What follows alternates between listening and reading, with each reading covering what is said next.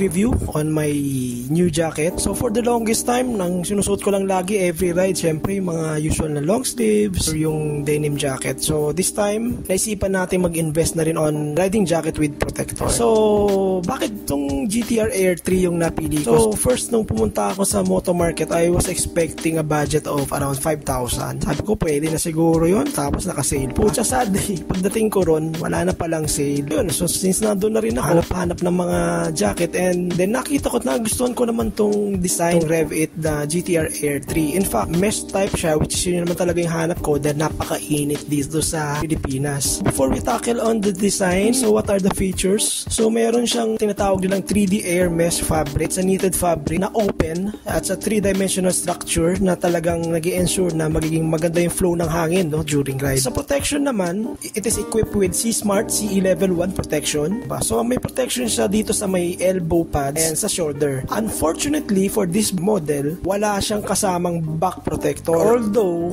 may nakaprepare na sa kanyang C-Soft CE Level 2 back protector insert. So bibilin mo na lang separately. So ito, bumili rin ako nitong back protector doon din sa Moto Market, syempre. Since nandun ka na, and then sila na rin yung nag-decide what size ang babagay. Rev 8 brand na rin yung binili ko. So this is the GTR Air 3 entry-level motorcycle jacket ng Rev 8. Malamig siya and komportable during touring, no? Lalo na sa mga hot climate countries or warm weather tulad ng sabi ko nga dito sa Pilipinas. And it's also lightweight and affordable. Yung outer shell niya is equipped with the big mesh panel sa front o sa harap, sa back meron din, and sa arm. So talagang maganda yung ventilation niya, yung airflow papasok sa ating body. It's also incorporated with C-Smart CE Level 1 protectors dito nga sa shoulders and elbow, para kung sakali wag naman sana isumemplang tayo, is protected tayo ng kanilang CE1 level C-Smart protection. Meron din siyang back protector which is CE Level 2, pero yun nga, bibili mo siya separately. Sa comfort features naman niya, adjustability. So meron siyang adjustment dito sa waist kung gusto mo na mas masikip o maluwag, depende na sa body structure mo. And then meron din siyang adjustment tab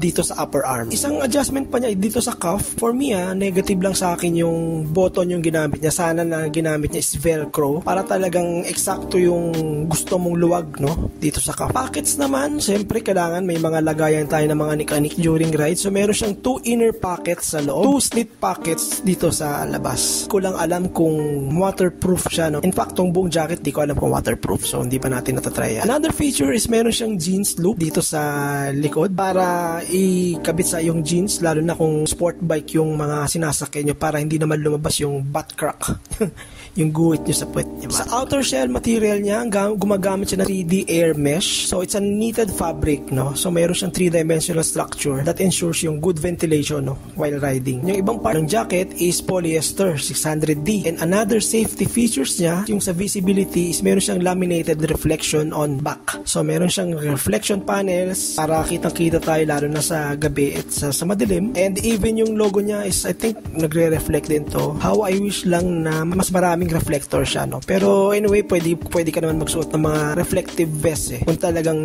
bibiyahe ka sa mga madidilim na lugar. So my personal review on the jacket nung ni-ride ko siya sa city is, pag nakahinto, I guess lahat naman yata ng riding jacket ganun is medyo mainit, syempre. I think marami pang ibang mas mainit kasi ito naka-mesh na nga to. During sa ride ko naman sa expressway, talagang feel na feel mong very cured ka.